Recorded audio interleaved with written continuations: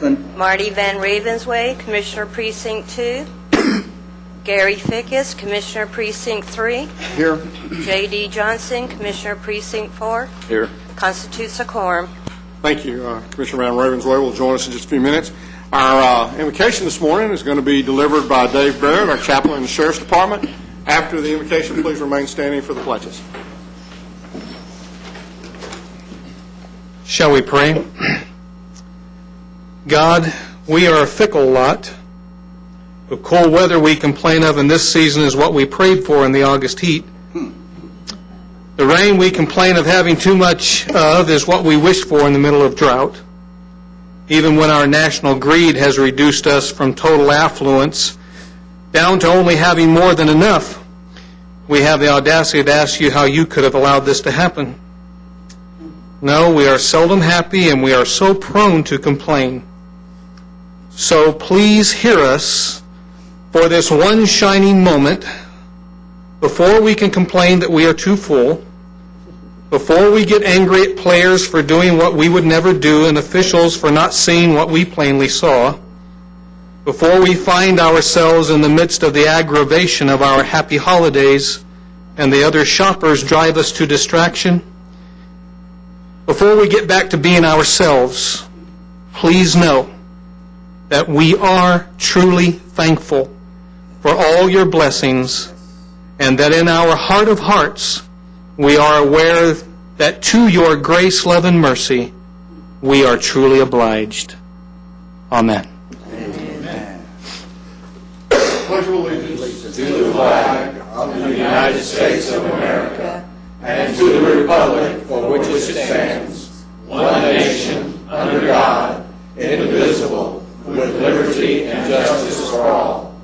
On the Texas flag, I pledge allegiance to these Texas, one state under God, one and indivisible. Thank you, Dave.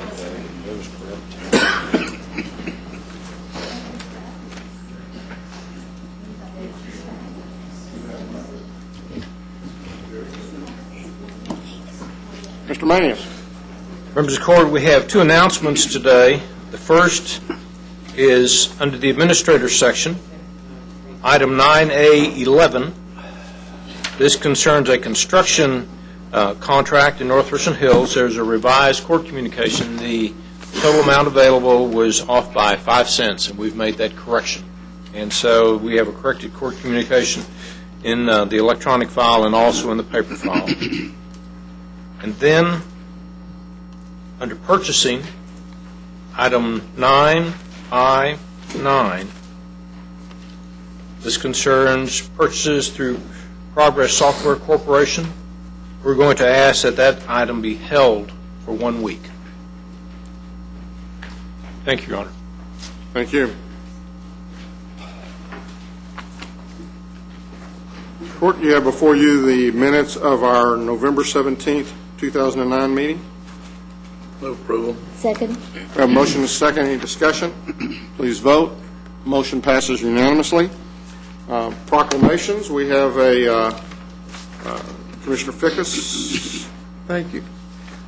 We have a proclamation this morning to a gentleman, Alonzo John Wimple, who really kind of saw a lot of history back in his time. And I think I'll start with just a read something that's in the congressional record that was submitted by Congressman Ralph Hall from East Texas, or from actually Rockwall, I believe.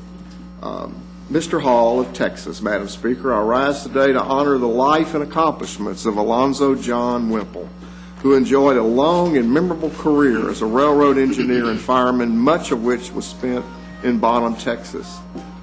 Alonzo J. Wimple was born in Schenectady, New York on October 1st, 1833. He spent his entire professional life as a railroad man, which allowed him to witness some of the most important events of his time. He got his first taste of the railroad at age 17 and later became known as one of the oldest locomotive engineers in America. One of the most significant events that Mr. Wimple witnessed was the funeral procession of President Abraham Lincoln He was one of the engineers who transported Lincoln's body from Washington, D.C. through Maryland, Pennsylvania, New York, Ohio, Indiana, on to Chicago, and then on to his final resting place in Springfield, Illinois. In addition, he was working as a switch engineer in Chicago when the Great Fire broke out on October 8, 1871, and while working on the Central Railroad, he transported captured Confederate soldiers to Union prison camps during the Civil War. After the Civil War, Mr. Wimple moved to Bottom, Texas, where he worked for the Texas and Pacific Railroad as a switch engineer in the Bottom rail yards until he retired in 1927. After he retired, he went to live with his son, Jody Newton Wimple, in Fort Worth, Texas. Mr. Wimple died on January 21st, 1929, at the age of 95. Mr. Wimple's first wife was Charlotte Pennington, and their children included Francis, Minnie, Frederick, Mary, Charles, and Charlotte. And after Charlotte passed away in 1892, Alonzo Wimple married Pearlie Williams, and they had one son, Judy. Madam Speaker, I rise today to commemorate the life of Alonzo John Wimple and his role in the history of our nation. A perfect way to sum up the life of Alonzo John Wimple is a statement made in the resolution passed by the Texas State Legislature last month. History is made not only by the deeds of the famous, but also by the accumulated experiences of countless individuals. And although Alonzo Wimple played only a small part, he was a witness to some of the most important events of his time. Accompanying that was a resolution from the state of Texas, the Senate, signed by Governor Rick Perry. And at this time, I'd like to call members of the Tarrant County Historical Commission forward. Are they here? Yes. How you doing, Juanita? If y'all like to come forward and have a word to say? Yes, sir.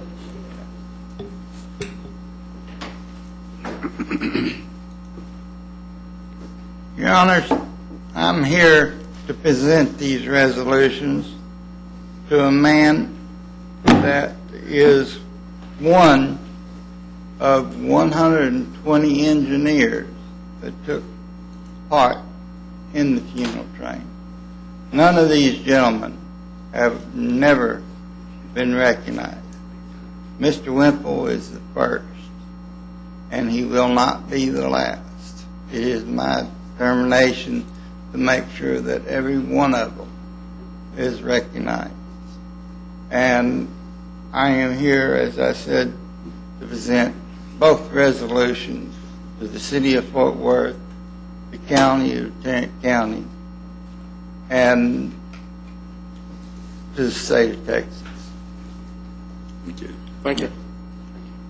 I'm going to let my two colleagues read you two resolutions, one from Austin and one from Washington. But I think Good morning, Judge Whitley. Good morning. Commissioners. How are you doing today? Great. I didn't get a chance to introduce Mr. Dean Gibson, who's worked diligently to actually recognize Mr. Alonzo John Wimple. But I also want to introduce Donna Cruz with Fort Worth Library. She's going to read the resolution as well. From the Senate of the State of Texas, Senate Concurrent Resolution Number 79.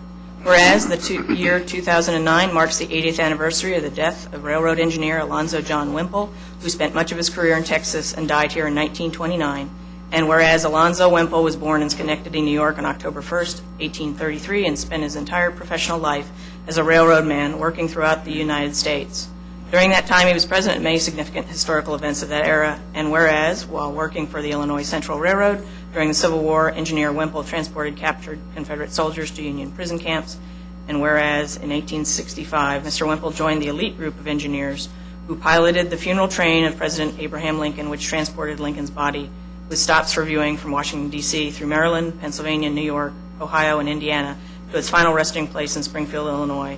Working for the New York Central Railroad at the time, Mr. Wimple piloted the train on part of its journey, probably from Schenectady to Troy, New York, although it is possible he was the engineer who brought the train into Springfield. And whereas, a few years later, Mr. Wimple was running a switch engine in Illinois and witnessed the Great Chicago Fire that ravaged the city in 1871. And whereas Mr. Wimple then moved to Texas, and from 1886 to 1888 he piloted trains on the Texas and Pacific Railway, that headed west from Texarkana. He went on to settle in Bonham, where he piloted switch engines for many years into the 1920s, and he died in Fort Worth in 1929 at the age of 95.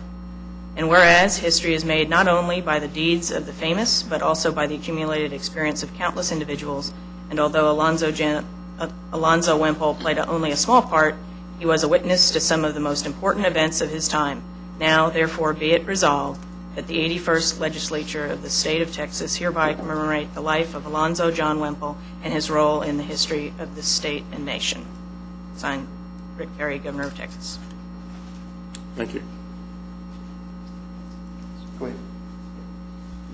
We just wanted to make that presentation, especially since he actually did reside in Tarrant County. And I understand that Mr. Gibson's efforts with the Texas Historical Commission will also now lead us to actually have a historical marker, hopefully close to the place of where he lived. So basically, we wanted to present that to the county of Tarrant County.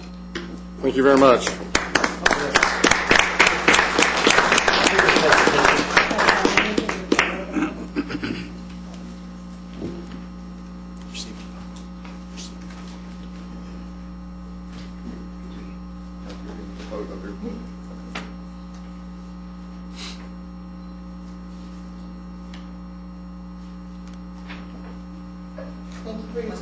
Thank you.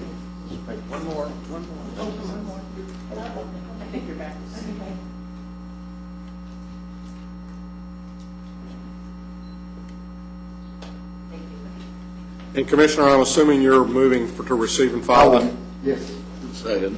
We have a motion and a second to receive and file. Any discussion? Please vote. Motion passes unanimously. And while we're talking about historical events, I think that one of our commissioners has a birthday tomorrow, and it may be a historical event. You know, your commissioner is so thrilled to be able to turn 60 tomorrow. that he's lived that long. So we're so thrilled to do that. We're not unhappy at all about being 60. We're all very happy. We're all very happy. And I understand there's a, Roy, you turned a couple I months turned ago. 60 in Betsy, August. a couple of weeks ago. And Just so, keep telling everybody out here. you know? So, anyway, I'm very happy about that. I'm not as a decade ago. He's a decade ago. I'm not even going to say. I'm not talking. I'm staying out of this. You're just Court, a kid. I know, I'm just a baby. Court members, you have before you the consent agenda. I'll move approval of the consent agenda with the exception of the item that we were asked to hold, 9L9. Second. We have a motion and a second to approve the consent agenda with the exception of item 9I9. Please vote. Motion passes unanimously. Manius? Oh, we got a couple of public hearings here. Patricia, Ms. Ward? Good morning. Good morning. We're requesting you conduct a public hearing to receive citizen input into Amendment Number 1 to Programs Year 2005, 2007, and Amendment Number 2 to 2008 as part of the Consolidated Plan. What we're proposing to do is to reallocate $2,031,244 to a multifamily supportive housing project located in northeast Tarrant County. So there's no action to be taken, just to receive public input.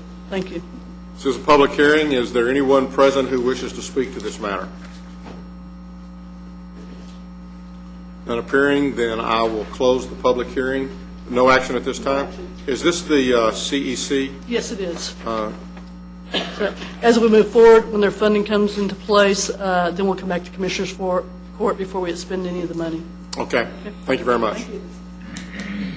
We have our second public hearing. Ms. Lamb?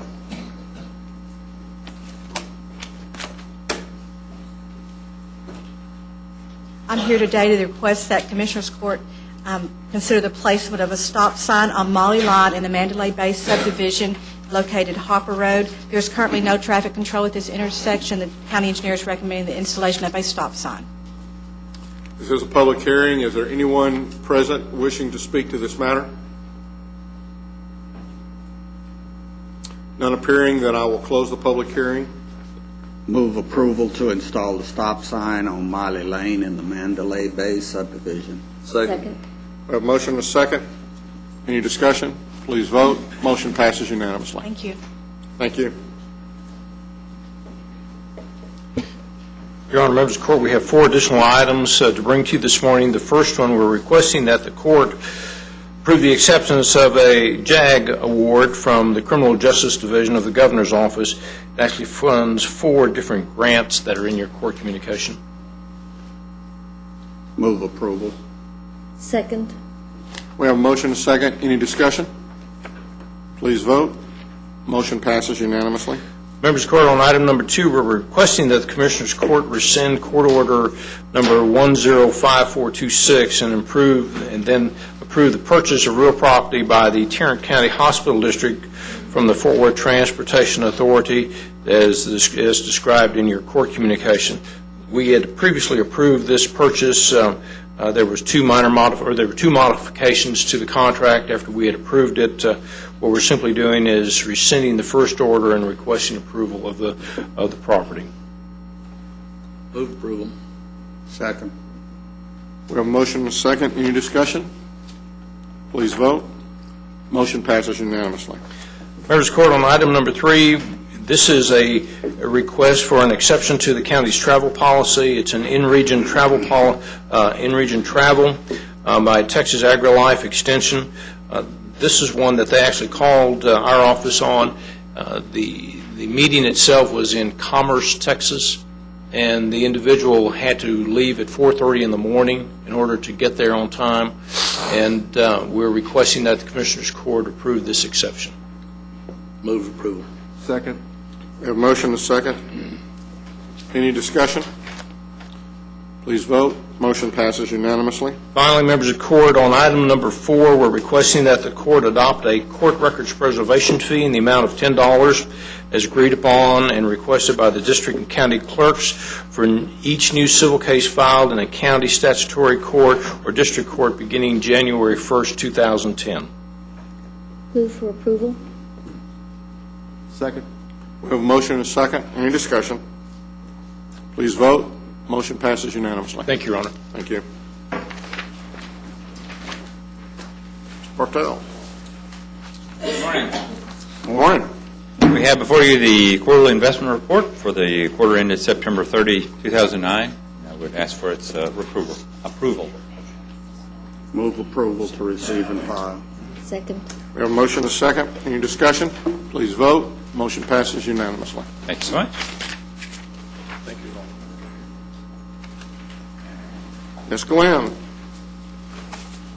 Move approval to receive and file the personnel agenda. Second.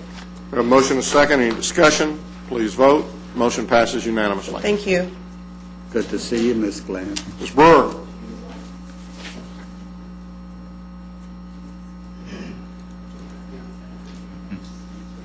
Good morning. Public Health is seeking your approval for a rental agreement with the City of Arlington for the use of the Arlington Convention Center. Move for approval. Second.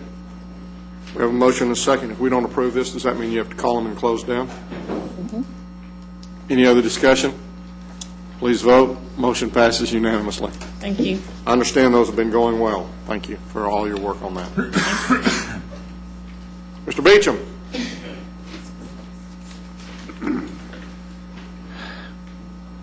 Les Miles needs to go to a high school. Sir? Les Miles needs to go to a high school to coach football. We need to get him a new clock. I don't see Melissa Patterson. She probably has hog fever today, or not. I'm surprised.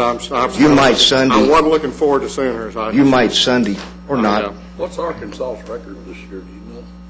Probably about the same as LSU's. But unlike old UNA&M, we won't be playing in the Gopher Bowl in Grand Prairie. Now be careful about Yeah, that. you be real careful. You realize that there's at least 2 of us that graduated from that fine institution. It's a great bowl. The Fighting Mighty Gophers. We have only one item for you. Keep digging that hole. Fortunate. Keep digging that hole. We have one item for your consideration this morning. That's a bid award recommendation for RFP number 2010-006, specialized electrical services for facilities management. Our recommendation is to award the primary and secondary vendors as shown in your court communique. Move approval. Second. We have a motion and a second. Any discussion? Please vote. Motion passes unanimously. Thank you. Since I've got purple, I'll just continue to, I'll kind of switch that purple over to TCU. They got a game this weekend, I believe starts at New Mexico. noon. So if you're looking for someplace to go at noon, then certainly I think there might be some seats available at the. You folks that have switched to red are looking good. You think I'm going to call on you next? You guys are kind of, it's all right. I'm here today to request that Commissioners Court approve an interlocal agreement with the City of Grand Prairie. It's related to the improvements in the intersection of Mayfield Road at State Highway 360. It is a part of the 2006 Transportation Bond Program. Construction has actually just begun on this intersection. We're asking for approval of the interlocal. Move for approval. Second. We have a motion and a second. Any discussion? Please vote. Motion passes unanimously. Thank you. Our second item today is a request for consideration of a change in scope related to the Glade Road project in Colleyville. It's at the intersection of Glade Road and Pool Road. I do have Steve Chutney here, with Director of Public Works with Colleyville, if you have questions, but I'll give you a brief summation of the change. It's similar to several others we've had where they're asking to change what they submitted as an intersection to add a signal, and they now want to put a roundabout instead. Move for approval. Second. We have a motion and a second. Any discussion? Roundabouts work pretty good. Yes, sir. I think on this one they're showing a 46% reduction in delays during the morning peak. Yeah. Any other discussion? Please vote. Motion passes unanimously. Thank you. And the third item for today is approval for a contract with HDR Engineering for relocation services for a displaced business located on land designated as Parcel 37, which was acquired for the expansion of 1187 from Business 87 to New Patterson Road. Is located in Mansfield. It is a specialized relocation. It's a vet clinic, and so our right-of-way staff is asked to hire HDR because they do specialize in this type of relocation. Move for approval. Second. We have a motion and a second. Any discussion? Please vote. Motion passes unanimously. Thank you. Any appointments? There appearing to be none, then we'll move on to the claims, including the addendum. Move approval of the claims, including the addendum. Second. We have a motion and a second. Any discussion? Please vote. Motion passes unanimously. Briefing items, Mr. Manius? Thank you, Your Honor. We have one item to bring to the court this morning. This is item B, concerns the update on the H1N1 influenza vaccines. Ms. Brewer is here to address the court at this time.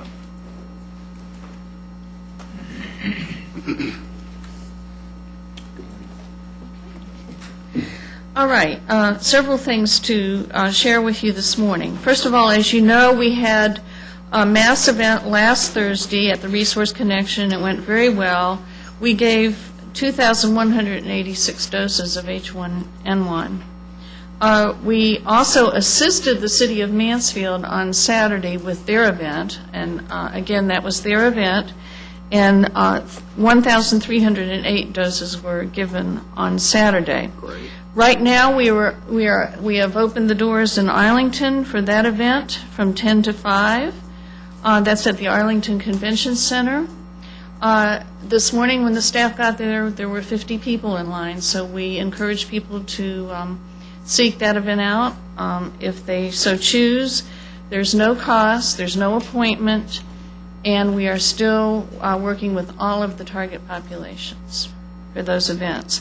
I just got word before I came here that we have confirmed our fourth mass event at the Northwest Tarrant County Community College for December 9th. It'll be the same time, same stipulations. So again, that's December the 9th. We opened our 7 clinics last Friday.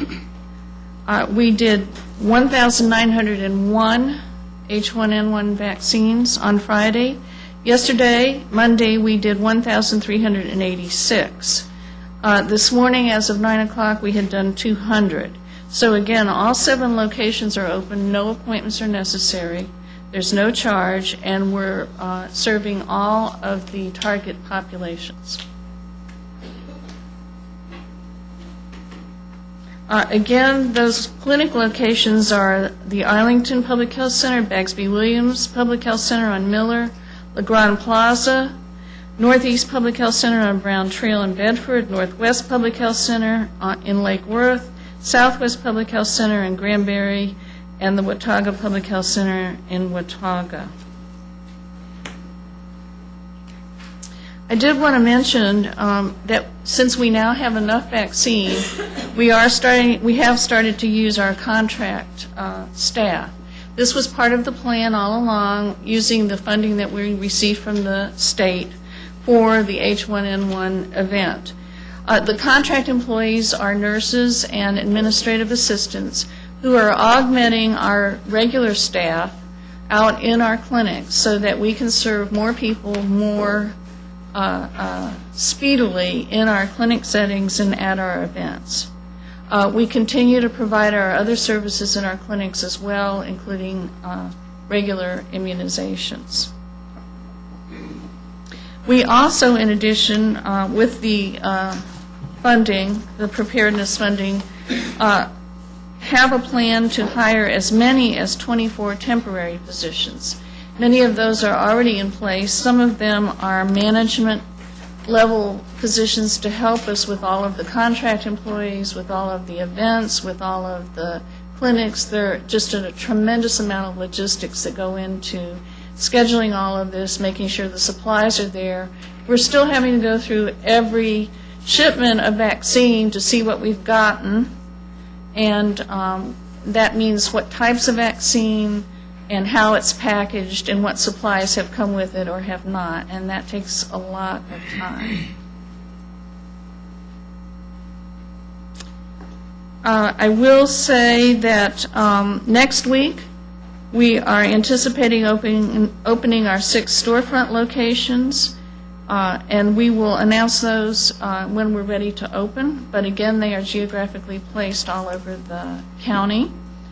And they were listed in a previous Commissioner's Court item several weeks ago. Late Friday, we received another shipment of vaccine, and as the press release indicated, we received 19,200 doses, of which 2,500 were nasal. So we are still receiving some nasal, although we're not requesting it.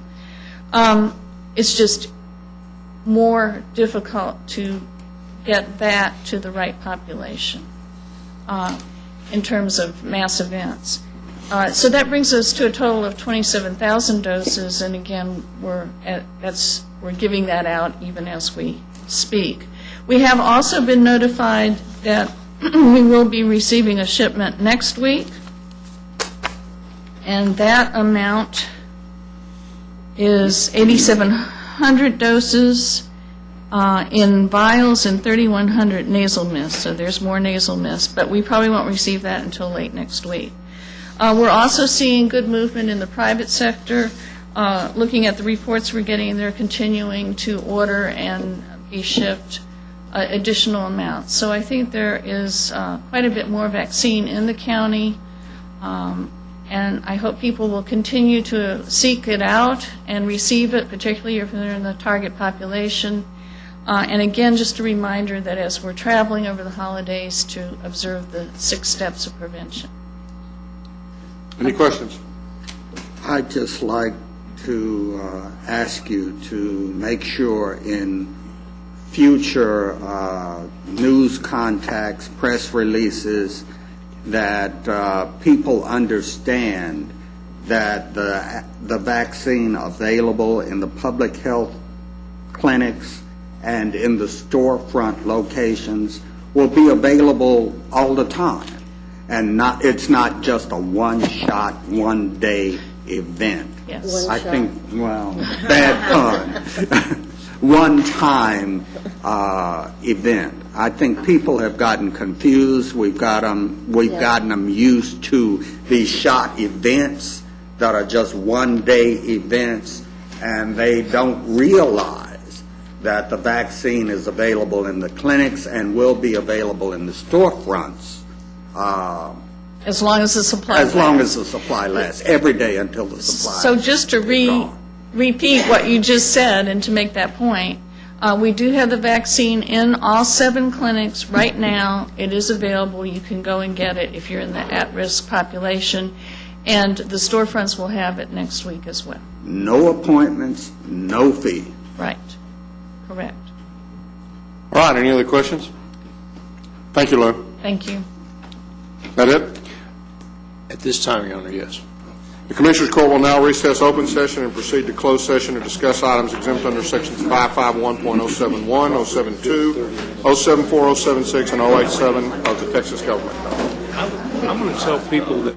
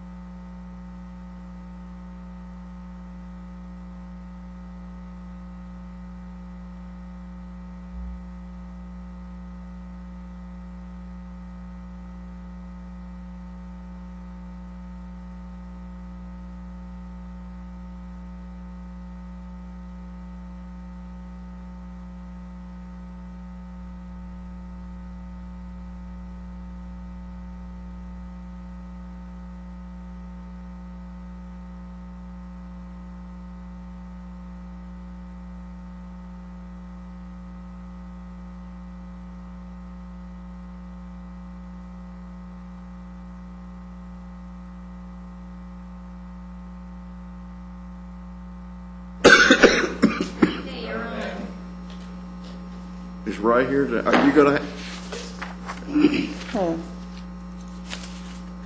Do we need Ray? Call this meeting back to order. Mr. Collins. Members of the court, we have 3 items that we want to act on as one motion. D1, 2, and 3 outside counsel fees. On those 3 cases, we are requesting an additional $60,000 in authorization to come from Mr. Wilder's Errors and Omissions Fund, and ask that you approve that. Is Mr. Wilder good for it? Are you good for the 60K? We have that much. Thank you. Is there a motion? So moved. Second. Motion made and second to approve the $60,000. Any further discussion? Please vote. Please vote. Vote is unanimous. Anything else? This meeting's adjourned. And we're back. GK. I turned your sound on.